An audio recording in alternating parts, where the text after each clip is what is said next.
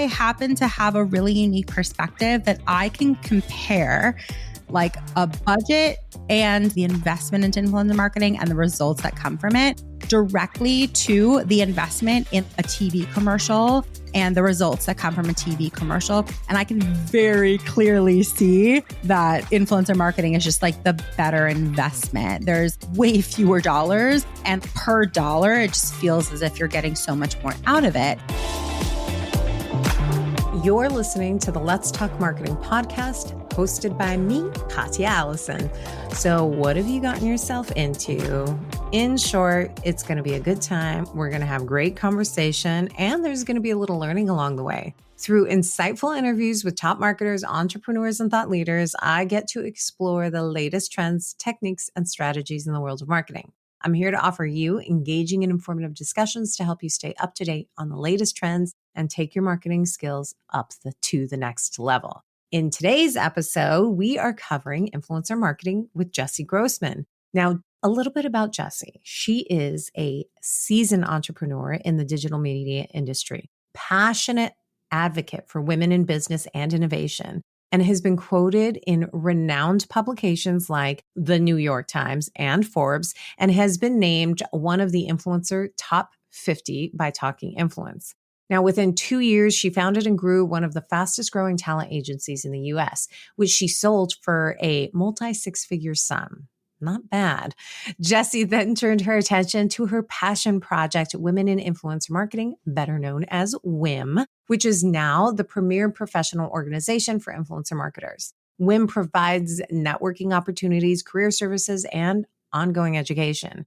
Jessy's company, Tribe Monday, offers consulting, advisory, and influencer marketing recruitment services. Tune into the WIIM podcast to hear inspiring stories and learn more about Jessy's work. This is no surprise that we are talking about the future of influencer marketing with her today after reading through all of those accolades. So let's get to it. Let's talk influencer marketing with Jessy Grossman. Jessy, welcome to Let's Talk Marketing. I am beyond excited to have you on here, a guest on my previous podcast, but also I just love talking to you. Same, 100%. It's something I've been looking forward to all day, all week. So thank you for asking me to be on. It's just an opportunity for us to catch up and like chat about something that we like geek out over, marketing. So it'll be fun. Very true. And we're going to talk about just kind of the future state of influencer marketing. But before we do that, let's get to know you a little bit. So I always start off by asking what your first quote unquote marketing role was, or what you would say fell into that, and kind of take a look at where you're at now. So my first marketing role was, I would say, is marketing adjacent, in that I came into influencer marketing from the talent management perspective. So I used to work at a very, very old school, traditional talent agency representing actors. They've been around since the 70s and didn't really change how they did business over all those years. So I, sort of saw the writing on the wall in terms of like, I'm always excited by building new things and being at the forefront and like innovating. So while it was a great learning experience, I didn't really think I wanted to represent actors anymore, and certainly in like a unionized sort of way, which it is in New York. So I explored a lot of different avenues, and I give credit to my best friend, which she worked in casting at the time. And she's like, you should really look into influencers. She's like, we're being asked to find influencers and we don't even know who to go to. And maybe you could represent influencers. So, I give myself credit for being a good listener. I'm not necessarily the one who will think of the idea per se, but I'll run with it. So I ran with her idea. The company I worked for gave me enough resources to get started. They were very skeptical, just didn't understand it. I get it. And then, I was there for a couple years building that department. It still exists to this day. And the only reason I left was to start my own agency. And then that was, I guess, my entry point into influencer marketing. I love it. Let's talk about where you're at right now, because as I had mentioned before we even started recording, so many people have talked about WIIM. Some of the guests that I've already interviewed have talked about WIIM as to how they stay up to date on news and trends. So where are you at now, and what is it that you're doing? Well, I'm doing a lot of things because my ADHD brain will not let me just do one. And I enjoy having my hands in different places. So the majority of my time is spent with WIIM, which is short for Women in Influencer Marketing, which, we offer lots of different things, but like at our core, we're a networking group for women who hire influencers or advocate for influencers. So the business side of everything. And yeah, within that community, it's like worldwide. And we offer in-person events, which is like nothing beats in-person networking. But we do also offer virtual events because not everybody's in New York or LA or Chicago where we host these things. So it's nice for them to feel as if they have a seat at the table and can continue learning regardless of location. So we are hosting all sorts of virtual events and have a whole library, in fact, of them from, I think we're up to like 45 plus master classes and panel discussions. And the goal, I guess, of WIIM is connection. That's one of the main things. So of course, professional connection and networking, it has sort of like an antiquated idea. I think we aspire to turn networking, like flip it around a bit, shake it up, and have it be a different experience because as like a women's focused group, I think that women connect in different ways than men do. I think that we really value different things, really like that genuine connection and that more like deep connection. That support network is really important. I mean, these are things that are at least important to me. And so we're always trying to foster that intermixed with valuable connections that'll build tons of great partnerships within the industry. So it's like a little bit about where we're at with WIIM today. Valuable connections, invaluable resources, I will say as well, too. And I think to your point, as women, it's networking and connecting without expectation on the other ends that I think is such a core piece to all of the members that I've ever engaged with. The amount of people that are willing to step up and answer a question or share their thoughts on literally anything on a daily basis. I mean, that's one of my favorite things to do is to either go through the Slack channel or the Facebook group because it helps me keep up to speed as well too and be like, oh, I didn't have that question, but I'm real curious about the answers. Now, about what you do, I'd love to hear what you love about what you do, but conversely, there's always something that you wish you could pluck out. And if you plucked it out, it would be perfect. So let's start with what do you love and then go into what's that one thing you would pluck out? Personally, I like feeling like I'm really making a difference. I'll bring it back to like when I first moved to New York, I was in theater. Not everyone like really knows that about me. I graduated with a BFA in theater. So I moved to New York with aspirations, of being a director in theater, like on Broadway, and worked my ass off to do that, but also had a job that was like my money-making job to like pay the bills because you don't make money directing theater when you first moved to New York. And I gave myself this like very arbitrary year-long deadline of the job that would pay my bills. And after 3 years of being there, 2 more than I gave myself permission to do. So I worked in retail. That was my money making, soul sucking job and being in retail and being in luxury designer sales. And I just felt like look, maybe I wasn't going to make the difference right away doing theater because it's like a very insular community and et cetera, et cetera. But like I wanted to make some sort of difference. I wanted to make some sort of impact. And I just felt like this was soul sucking because I was making zero impact or zero difference. And I think that changed a little bit as I represented talent later on because these people would be like, oh my God, this deal is paying for my kid to go to college. I worked with a lot of parenting influencers and stuff, but that was a step in the right direction. But I don't know. It still wasn't enough for me. It was still very monetary focused and like transactional. I think WIIM really just does it for me personally because like people come to me like, I got a job out of this, or like I started my own business from this, or I don't know. There's so many incredible stories that have come out of the group that aren't superficial and they're pretty big life-changing things that I can be proud of at the end of the day. So that's probably the most positive. And then, okay, so all the things I'm going to pluck. So I'm very self-aware, and I know that I'm not a great people person. Really? Yeah, no, not at all. I have like a very, very, very small group of people that I actually, in real life, like consider my friends. I have like one best friend from growing up, like birthdays and stuff. It's like a handful of people that are there. That's just me. So it's a challenge for someone like myself that feels much more comfortable with a small group of people to be running a community with hundreds of people in it and thousands of people who maybe, are sort of like in our orbit.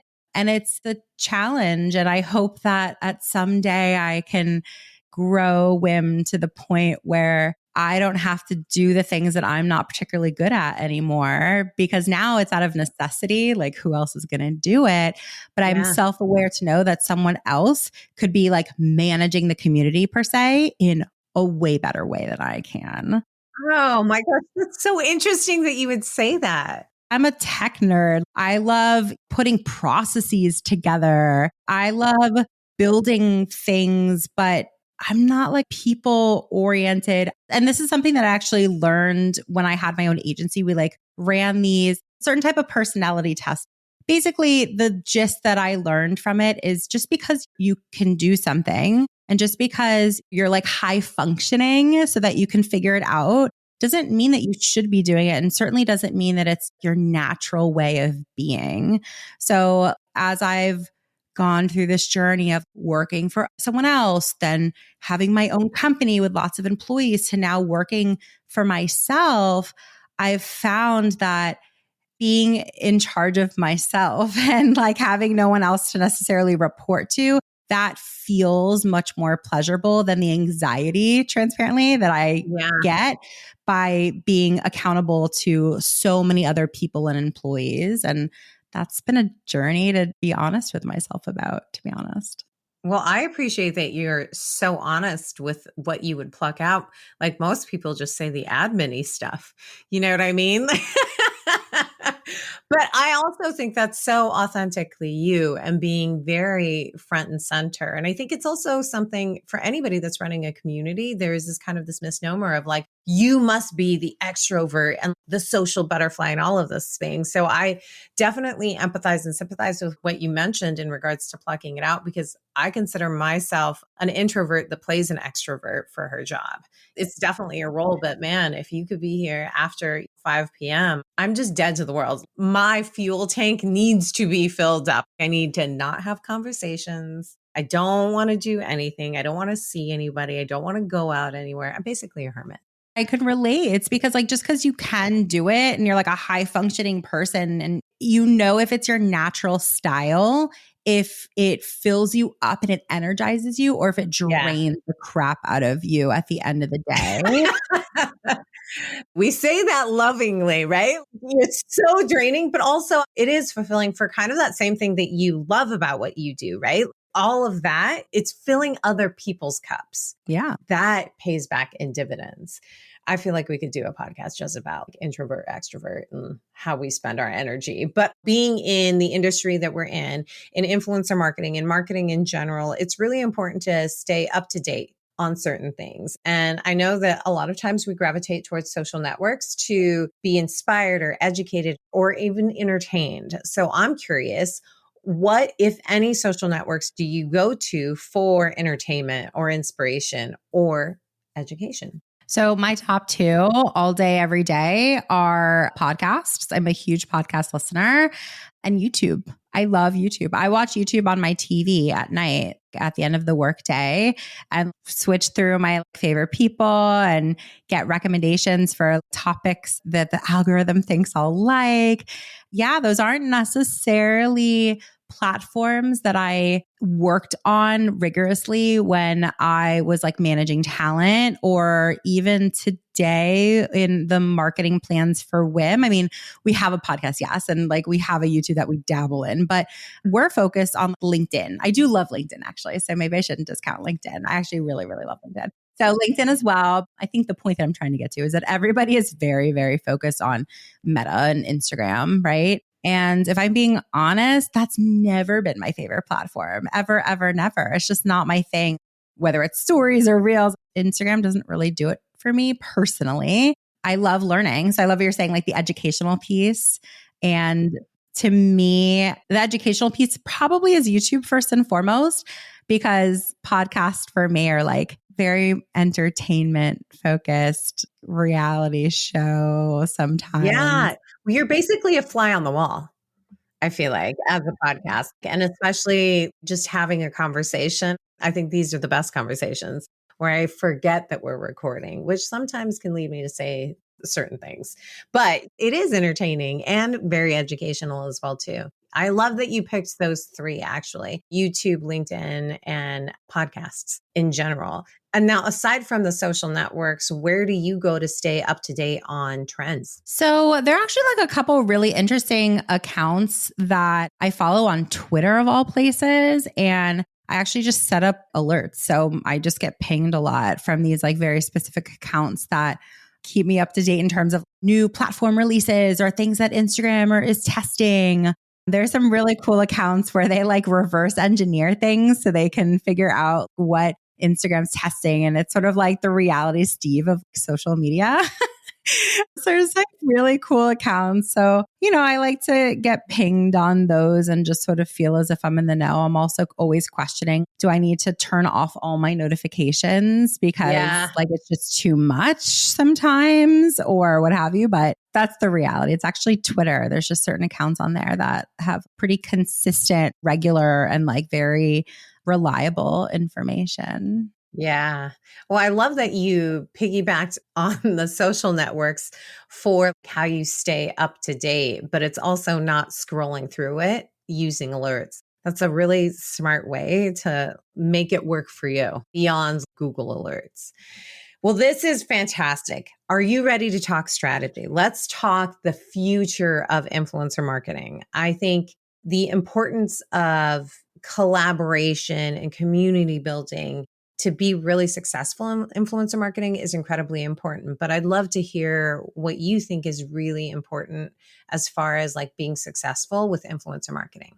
It's a great question. And I don't know, I feel like I've been privy to a lot of conversations lately, especially where people, myself included, have been a little discouraged by the amount of progress that's been happening in influencer marketing. And a lot of the same struggles that we had like literally 10 years ago still exist to this day. And it's like, why? Like, how? There's so many brilliant minds that are working in this industry. Like, how is that even possible? And I feel like one of the answers is collaboration. You talk about community. I equate that to collaboration. And I think that someone might have a brilliant idea, but if there's not someone to execute it, and then there's not someone to market it and get it in front of the right people and all of these things, and it's just not going to see the light of day, or it's not going to be as successful as it may have been if they found the right partners. I've also personally experienced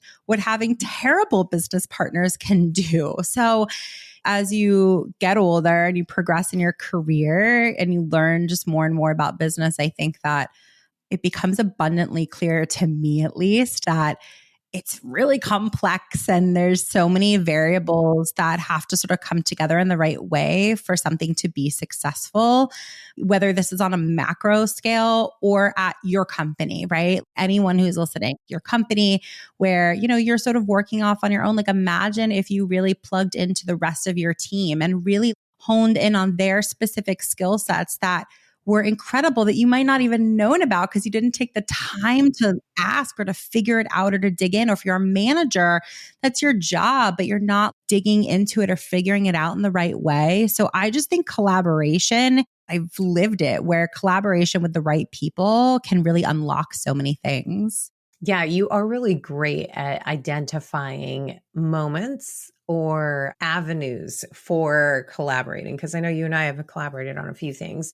as well too, that I never would have thought of. So I'm right on board when it comes to collaborating both internally. Love what you said about looking within your team. It reminds me of this book that I just finished reading called Multipliers. And that has to do with like basically pulling out all of the superpowers of your team for it to work. It's not about one leader making it work. It's about the entire team making it work. So I love that you said that. There is something that I wanted to double click on that you said in regards to, we still have the same struggles that we were having 10 years ago. What are those struggles that you're talking about? Well, we don't have enough time to cover all of them, unfortunately. But one of the ones that probably resonates with the most people, the most universal, is just like proving out the ROI of influencer marketing. For me, I come from this very traditional world of advertising. So to be more specific, when I represented actors, it was in commercials on TV. So it's all commercial advertising, the same as what influencers are doing. It's just using a different type of talent and it's not scripted. Well, in influencer marketing, it still is scripted. So there's a lot of similarities. So to your question, what still isn't necessarily going right, or like what are the struggles still? It's like proving out that ROI. I happen to have a really unique perspective that I can compare like a budget and the ROI of influencer marketing, like the investment, I should say, the investment into influencer marketing and the results that come from it, directly to the investment in a TV commercial and the results that come from a TV commercial, because that's my background. And I can very clearly see that influencer marketing is just like the better investment. There's way fewer dollars, and per dollar, it just feels as if you're getting so much more out of it. But not everyone necessarily has that. And that's fine. I think that the issue becomes that there's sort of like a divide in my mind. There's creatives, which make up the majority of influencer marketing. And there's not enough people who think analytically and are data driven. And this is an interesting conversation that I have had in the past couple of weeks with a few people. This is a tough pill to swallow, but I just think that people struggle with data. And I mean that because people want data to just tell a certain story. And if the data that they see doesn't tell the story that they wanted to say, then people can be very dismissive of that data or just not utilize it to maybe optimize what they've been doing or change things or what have you. I feel like people are missing the mark there. And that I've seen continuously. There is a lot of data out there in terms of influencer marketing and how it's performing. And there's so many different data points that we can take into consideration. The pitfall that I see people falling into is that if it doesn't tell the story that they necessarily want it to, they don't share that data. They don't take it into consideration. And it's a huge mistake for obvious reasons. Yes, 1000%. And to your point, there is so much data out there. I also think sometimes people are confused with what they should be looking at. I think of all of the data points because I am also a data junkie as well too, because I do think it tells a story. And I think that's the fun part about data is that what story is it going to tell? I think of it as this 5,000 piece puzzle, right? And the data are all of those pieces. And what you're basically doing is if you're not taking the time to put the pieces together, you're asking someone to tell you what the picture is with scattered pieces all over the place. When in reality, evaluating and analyzing the data that you're getting from any marketing initiative, especially influencer marketing, is really taking a look at how do these pieces fit together? And there's not one silver bullet. I've always run into that is that a lot of people are looking for the silver bullet metric. And the silver bullet metric is always, in my perspective, that people are looking for is show me the sales. If it didn't get me the sales, then I don't want to do it. It's not worth investing in. I'm not going to do it at all. It's got to be the one-to-one. So that's why I'm kind of curious about your background in regards to being able to relate the ROI or evaluating, I should say, for the ROI for a commercial. How do you evaluate the return on a commercial? There's strategy in commercials just as much as there is in influencer marketing. You're going back like decades ago. They'll put a 1-800 number in the commercials. They can measure how many people call the number, right? But today's you could put a URL, you could put like a custom URL, like a vanity URL. There are definitely ways that you could technically measure ROI. And then in terms of the networks, like they provide you with the amount of people that are actually watching it, but it's a very vanity, superficial type metric because you see that in influencers. It's like how many views a piece of content gets. Yeah, but like how many seconds or nanoseconds did that person actually spend watching it? What constitutes a view? And your definition of a view, is that even valuable for me? Should I even take into consideration the people who spent literally a nanosecond on my content? I don't know that that's meaningful information. Like I want to know someone who spent 5 seconds or more, or clicked or shared it or saved it, or, things like that. So yeah, I'm a little more disconnected from that world, honestly, than I have been. So like there could have been tons of advancements in the old traditional commercial world that I'm simply just not privy to. But those are a couple things that I've seen. The thing is I don't think that it has evolved much more than that as well, too. You see this with the Super Bowl ads, right? Is the floating QR code. It's all about being able to track what's the action that you want them to take. But I also think it's as simple as looking at your website traffic. But I feel that strongly with influencer marketing as well, too. Like, are people searching on your website for that thing that your influencers are posting about? Are you being strategic with the campaigns that you're pushing out so that you can evaluate the traffic that's coming into your website? So it's really kind of figuring out who's walking through your front doors. I sort of like really respect so much the people in influencer marketing who consider themselves strategists, and the people who like genuinely look at every partnership with fresh eyes and have a ton of experience behind them to pull from, to say like, wow, in this one campaign, we used a QR code. Like that was crazy effective. Or like we had this sort of link or that sort of call to action. There's just so many things that they have in their back pocket. And then they can look at their next campaign with fresh eyes and ask the right questions to really get to the core of what we're doing here with this one. Yeah. And then be able to get really strategic and test and learn about what to try first, because it's a journey and there isn't that silver bullet. That's like the lazy person's way of doing influencer marketing, if you ask me. So I appreciate you bringing that up. I definitely have experienced similar. Every marketer listening definitely feels the struggle of trying to prove that what you're pushing out is working, because it takes time to really be effective. It takes time to build a brand, as it should. This is going to sound so ridiculous, but I think of it from a weight loss point of view. If I'm going to lose 20 pounds in a matter of weeks, I'm going to also gain it really quickly, versus being able to like lose a pound a week. I am better able to maintain it and adjust, control it. Like you can evaluate the cause and effect a little bit more strategically when it's a slower pace, but everything's a business. So I know that that's also the struggle, is balancing that with also, okay, we've got to be able to keep the lights on.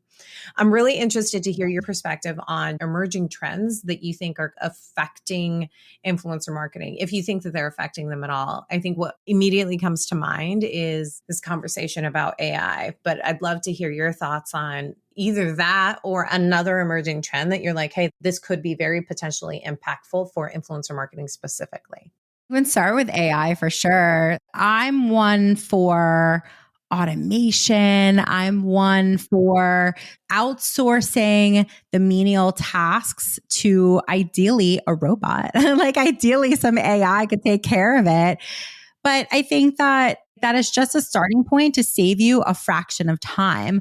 But then once the AI spits out a caption or spits out some ideas for content, then you take that and you mold it and you run with it and you add your own formula to it. But AI isn't developed enough to fully run with itself, and people just mess around with it. Because I do think that if more people just simply had hands-on experience with AI and really experience it firsthand, I think they'd be less scared or wary of it. So just like mess around with it, see what it can do. Time is just like the most valuable thing that we have on this planet, in my opinion. So the idea that something can come in and save me some time, even if it's 10 minutes every day, that adds up. It does add up. It does. Even the bottom line of a business, that's 10 minutes of all of my people, like all my team every single day.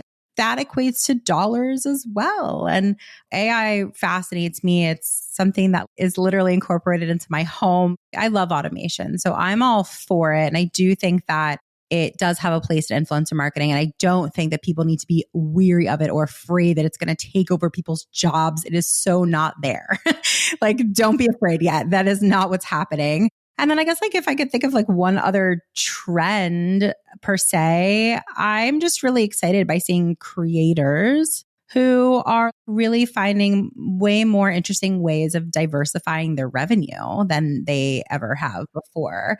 I think that for the longest time, influencers were so way too heavily reliant upon brand partnerships. And I think that has a really dangerous trickle down effect where someone might reach out to an influencer. And if they're solely dependent on that, they'll just say yes to everything. And I think that the slippery slope is that those brand partnerships start to feel incredibly inauthentic. And I think as a whole, you start to have this air of like, do they even know what this product is? Nonetheless, like use it themselves, because that is the reality. I can speak personally to it for influencers that I represented, that they're like, we'll make it work. And I'm like, are you sure? This just doesn't feel as, and they're like, yeah, I'll make it work.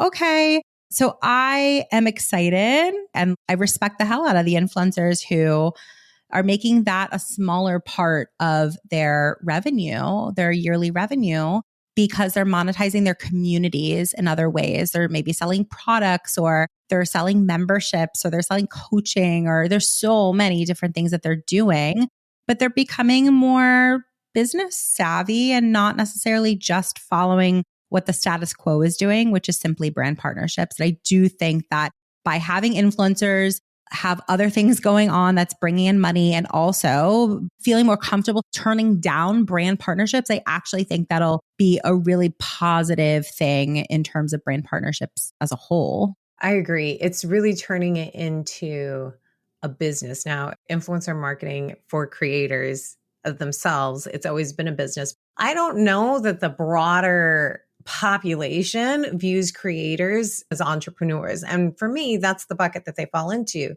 They're small business owners. That's essentially what they're doing. And the diversification that you mentioned before, it is really fascinating, but you would do that as a business as well, too. One of the things that I love that creators are doing is not just the brand partnerships, but the collaborations with brands. I'm a jewelry person. So when I see collaborations with a creator that I follow, I am so much more likely to either purchase those collaborations, but also just purchase from the store as well. And I think that's a really ingenious way to kind of diversify their portfolio as well, too. And it's great for a brand. It's kind of thinking outside of the initial pay for post or pay for story or give me this. And it really sweetens the pot. And it adds more of that social proof, right? Of like, hey, no, they actually wear this, use this, which is so important. There's not, and I've been the person that has purchased things off of social media thinking, oh, this is fantastic. And then I get it and I'm like, I have just wasted my money. It leaves me very wary of purchasing anything because this is not what was represented. Maybe I need to follow more creators and not just take that one ad that keeps coming up on my feed. You have to sift through a lot of stuff to get to the good stuff, but that is the internet and I wouldn't have it any other way personally. Exactly. Definitely the world at your fingertips for sure. I've appreciated all of the time that you've given me. So I know that we've just scratched the surface and we could talk for hours about influencer marketing. I have one final question for you. If you knew then what you know now, what's that advice that you give to yourself? What's that marketing advice that you give to yourself? I think the best advice I can give, it's marketing advice, but it's also just life advice. Take into consideration what's going on around you, learn from others, and really take in what you're seeing. But at the end of the day, don't copy and don't hold yourself to this standard that, just because you're not achieving what they are, that there's anything wrong. Success is a really individual thing. Yeah. And I feel like a lot of my life, I was chasing the success of others in my own business, in my own life in a lot of ways. And they're good examples and it's natural to admire people. But I think that the older that I get, and again, this is on a human level, but also absolutely in a marketing sense too, it's good to see your competitors, and to see what they're up to.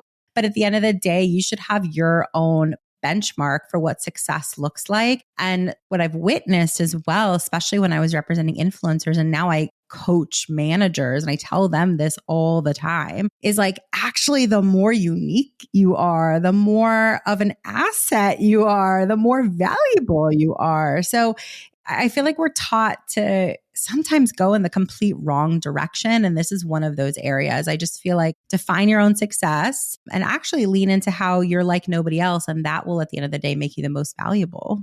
Absolutely. Be your authentic self. It's a whole lot easier than pretending to be somebody else. And it's the way you make the biggest splash. I cannot thank you enough for taking the time to just sit with me and talk shop about influencer marketing. Thank you so much. Oh my gosh. Anytime. Thank you. It is always great to talk to Jessy. Definitely a friend of the podcast. And personally, she's amazing. So are you ready for the key takeaways? I've got them for you.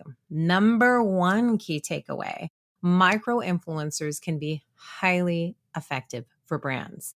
Now, while macro influencers with millions of followers may seem like the ideal choice for influencer marketing campaigns, micro influencers with smaller but highly engaged audiences can be just as effective, if not more so.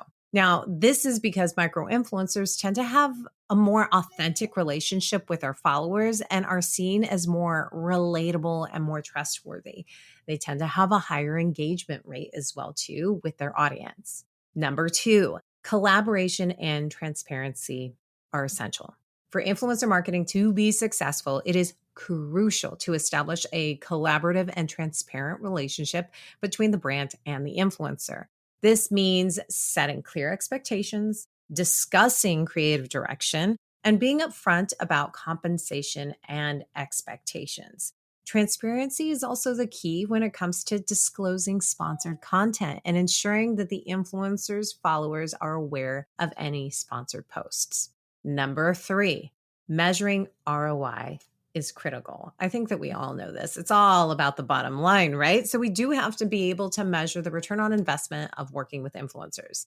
Measuring the success of influence marketing campaigns is really essential to determine ROI and optimize any of the future campaigns that you have. Metrics such as engagement rate, reach, and sales can be used really to evaluate that success or the success of the campaigns that you're putting on. And brands should be willing to adjust their strategy based on that data, right? It's making data-informed decisions. It's also essential to track the effectiveness of different types of influencers and content formats to identify what's working for you and what's not. What's not can be just as informative as what is. I'd love to hear the key takeaways that you pulled from this particular episode. Be sure to reach out to me on LinkedIn, Katya Allison, or post it as a review on Apple. You can listen to this podcast on YouTube, Spotify, or wherever you listen to podcasts. A special thank you to my podcast producers, the amazing team at Content Allies. Check out the episode page to learn a little bit more about Jessy and how you can get in touch with her. Thank you so much for spending your time with me today. Until next time, may the conversation flow, the laughter linger, and the outlook remain optimistic but grounded in reality. This is Katya, signing off.